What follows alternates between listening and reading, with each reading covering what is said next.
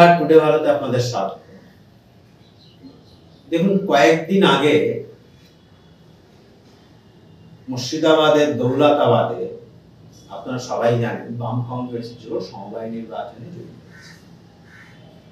43টা আসনের মধ্যে 39টা আসনে এই বাম কংগ্রেস জোট জয়ী হয়েছে। যখন এই সমবায় নির্বাচন হচ্ছে তার একেবারে শেষের দিকটা, একদম শেষের দিকটায়, আমি শেষের দিকটা বলবো না, ঠিক 2-2:30 নাগাদ যখন তৃণমূল কংগ্রেস বুঝে যায় যে তারা এই নির্বাচনে পরাজিত হতে পারে, তখন আসলে ঠ্যাঙারে বাহিনীকে নামিয়ে দেয়। কংগ্রেসের ভোটারদের আটকে দেয়া হয়েছে, বামেদের ভোটারদেরও আটকে দেয়া হয়েছে, রাস্তার বহু জায়গায় আটকে দেওয়া হয়েছে। তা সত্ত্বেও মারপিট করা হয়েছে।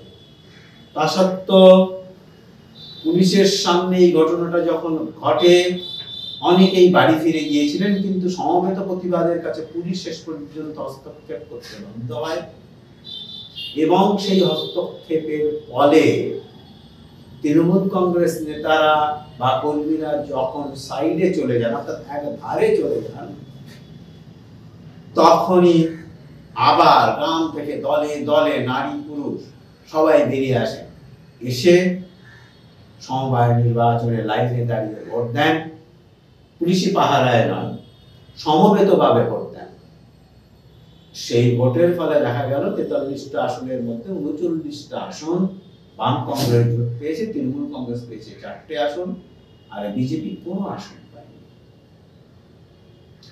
হিন্দু এবং মুসলিম উভয় ভোটই মুর্শিদাবাদের জায়গায়, যে মুর্শিদাবাদে গত লোকসভা নির্বাচনে দেখা গিয়েছিল হিন্দু ভোটের একটা বড় অংশ, শুধু নয় এক চেটিয়া হিন্দু ভোট বিজেপিতে পড়েছিল, এই সমবায় নির্বাচনে দেখা গেল হিন্দু প্রধান এলাকাতেও, হিন্দু প্রধান গ্রামগুলোতেও বিজেপি কোনো খাতা খুলতে পারেনি। শুধু নয়, বিজেপি সেভাবে ভোটই পায়নি।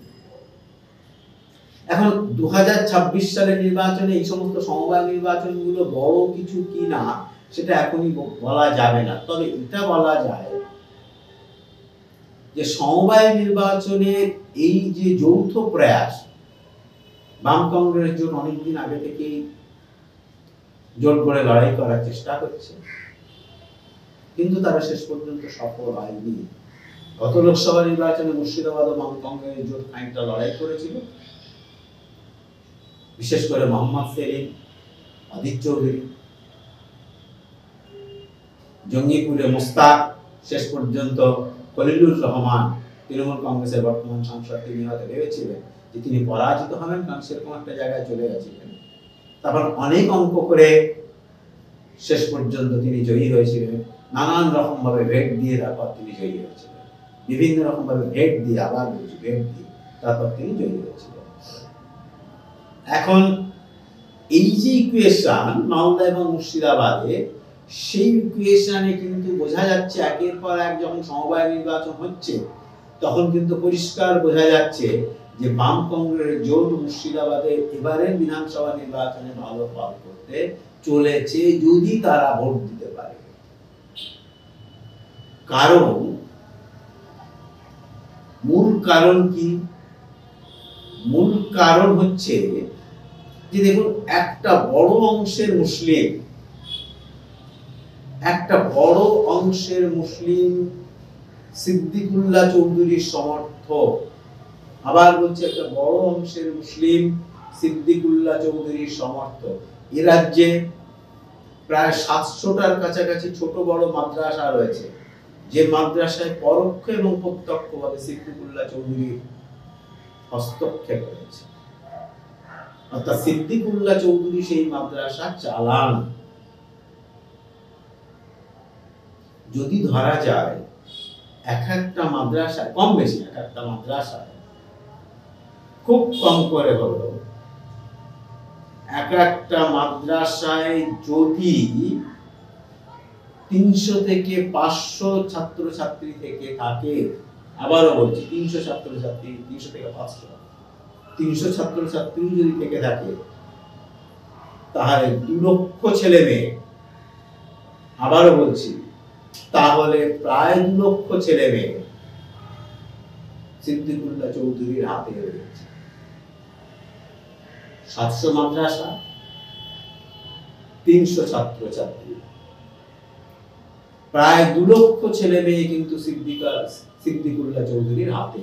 অর্থাৎ এই 2 লক্ষ ছেলে মেয়ে যদি তাদের বাবা মাকে ধরা হয়, তাহলে প্রায় 4.5 লক্ষ 4 লক্ষ প্রত্যক্ষ এবং পরোক্ষভাবে সিদ্দিকুল্লাহ চৌধুরীর সমর্থক।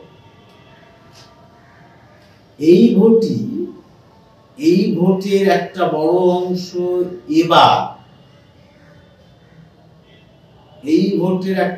অংশ এবার ওয়াকফ বোর্ড নিয়ে, ওয়াকফ কমিটি নিয়ে ঝাঁপিয়ে পড়েছিল, এবং যেখানে সিদ্দিকুল্লাহ চৌধুরী বলতে বাধ্য হয়েছে যে তৃণমূলের চেয়ে বাম আমলটা অনেক ভালো ছিল। এই যে মেসেজ কিন্তু এই 700 মাদ্রাসার সর্বত্র গিয়ে পৌঁছেছে, কারণ সিদ্দিকুল্লাহ চৌধুরী প্রকাশ্যে এই মন্তব্য করেছেন তৃণমূল আমলের চেয়েও বাম আমলটা একটু অনেক ভালো ছিল।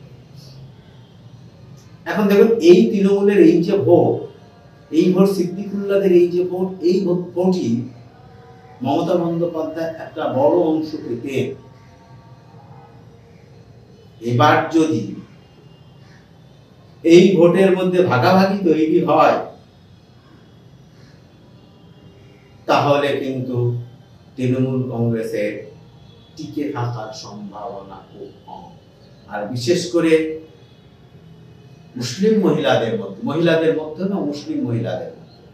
আবার বলছি, বিশেষ করে মুসলিম মহিলাদের মধ্যে এবং মহিলাদের মধ্যে ইদানিং কালে একটা হাওয়া উঠতে শুরু করেছে, শুধু লক্ষ্মীর ভান্ডার দিয়ে হবে না। লক্ষ্মীর ভান্ডার দিয়ে মমতা বন্দ্যোপাধ্যায়, ঠিক এই শব্দটা নিম্নবর্গীয় মুসলমানদের মধ্যে ব্যবহার করা হচ্ছে, মুসলমান মহিলাদের মধ্যে, কেন মমতা বন্দ্যোপাধ্যায়কে টেনে নামানো হচ্ছে না? আবারও বলছি, ঠিক এই শব্দটা ব্যবহার করা হচ্ছে, কেন মমতা বন্দ্যোপাধ্যায়কে টেনে নামানো হচ্ছে না? এই টেনে নামানোর গল্পটা কিন্তু খুব মারাত্মক, যেটা 2008-9 সালে শোনা যেত যে বুদ্ধদেব ভট্টাচার্যকে কেন টেনে নামানো হচ্ছে না, ঠিক সেটারই রিপিটেশন হচ্ছে। আবারও বলছি, ঠিক সেটারই রিপিটেশন হচ্ছে। দৌলতাবাদ সমবায় নির্বাচনে তৃণমূল কংগ্রেসের যে নেতারা আসরে নেমেছিলেন, তাদের একটা বড় অংশ কিন্তু ওই এলাকার ব্লক সভাপতির ঘনিষ্ঠ, যাদের মধ্যে আর একটা বড় অংশ হচ্ছে এই যে এখন শিক্ষক দুর্নীতি হচ্ছে, সেই শিক্ষক দুর্নীতির টাকা যারা প্রত্যক্ষ এবং পরোক্ষভাবে নিজেদের পকেটে পুরেছে, তারা চেষ্টা করেছিলেন সমবায় নির্বাচনে একটা বার্তা পাঠাতে ওই এলাকার মানুষের কাছে। বড় সমবায়, 43টা আসন মানে কম সমবায় নয়, কম বড় সমবায়, একটা মেসেজ পাঠাতে যে ভাই 2026 সালে বিধানসভা নির্বাচন, তার আগে দৌলতাবাদ সমবায় নির্বাচনে জয়ী হতে হবে, না হলে মানুষের কাছে ভুল বার্তা যাবে, গণপ্রতিরোধ গড়ে উঠবে, সেই গণপ্রতিরোধে আমরা কিন্তু টিকে থাকতে পারবো না। আপনারা জানেন, সম্প্রতি কাঁথিতে শুভেন্দু অধিকারীর ঘরে আরেকটা সমবায় নির্বাচনে জয়ী হয়েছে মানেরা। এখন সমবায়, অতীতে দেখা গেছে সমবায় নির্বাচনে জয়ী হয়েছে ঠিকই, তবে তার প্রভাব ভোট বাক্সে গিয়ে কিন্তু পড়েনি। 2026 সালের নির্বাচনে কিন্তু সেইটা হওয়ার সম্ভাবনা কোথাও কোথাও প্রবল, আবার কোথাও কোথাও প্রবল নয়। যেখানে প্রতিরোধ গড়ে উঠবে, সেখানে কিন্তু তৃণমূল কংগ্রেস পিছু হটতে বাধ্য হবে, যেটা দেখা গেল দৌলতাবাদ সমবায় সমিতির নির্বাচন। তৃণমূল কংগ্রেস শেষ পর্যন্ত পিছু হটতে বাধ্য হলেন বাম কংগ্রেস জোটের সম্মিলিত প্রতিরোধের কাছে। আমি বারবার একটা কথাই বলছি, দেখবেন যে পঞ্চায়েত নির্বাচন যদি দেখা যায়, যা পঞ্চায়েত নির্বাচনে হয় তাই বিধানসভা নির্বাচনে হয়, অর্থাৎ পঞ্চায়েত নির্বাচনের কপি বুক হচ্ছে বিধানসভা নির্বাচন।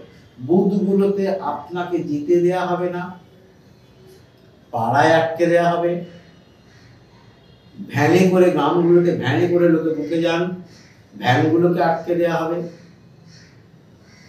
যে বুথ থেকে আপনি স্লিপ নেবেন, অর্থাৎ দলের যে বুথ, সেই বুথ থেকে আপনি যখন স্লিপ নেবেন তখনও আপনাকে আটকে দেওয়া হবে। অর্থাৎ আপনি যখন আটকে গেলেন তখন আর কিন্তু বুথ মুখ হতে পারলেন না। এবার কিন্তু সেই সম্ভাবনা খুবই কম। গত বিধানসভা নির্বাচনে আর তার ঠিক পরে গত পঞ্চায়েত নির্বাচনে দেখা গেছে তৃণমূল কংগ্রেস নেতারা ব্যালট গুলোকে বাড়িতে নিয়ে গেছে, বাড়িতে নিয়ে গিয়ে ছাপ্পা মেরেছে নিজের ইচ্ছা মতন, তারপরে সেই ব্যালট পেপার বুথ অফিসে এসে প্রিজাইডিং অফিসারের কাছে জমা দিয়েছে। একই রকম ভাবে বিধানসভা নির্বাচনে দেখা গেছে ইভিএম মেশিনটাকে বাড়িতে নিয়ে গেছেন, তুলে নিয়ে গেছেন প্রিজাইডিং অফিসারকে, আর বাড়িতে নিয়ে গিয়ে ইচ্ছা মতন একটা নির্দিষ্ট সময় অন্তর অন্তর ভোট দিয়েছেন। আর সেই ভোটের ফল প্রকাশের পর দেখা যাচ্ছে যদি বাম কংগ্রেস 2টো পায় তাহলে তৃণমূল কংগ্রেস পেয়েছে 780, যদি বাম কংগ্রেস 10টা পায় তাহলে তৃণমূল কংগ্রেস পেয়েছে 800-900। এটা একটা ট্রেন্ড হয়ে গেছিল। এবার কিন্তু সম্মিলিত প্রতিরোধ হবে, সেটা তৃণমূল কংগ্রেস নেত্রী বুঝে গেছেন বলেই এই যে শিক্ষক দুর্নীতি, এই শিক্ষক দুর্নীতির সঙ্গে যারা জড়িয়ে রয়েছে তাদেরকে কিন্তু তিনি আড়াল করার চেষ্টা চালিয়ে যাচ্ছেন, নতুবা বিধানসভা নির্বাচন 2026-এর বিধানসভা নির্বাচন করা আদৌ সম্ভব হবে না। নমস্কার।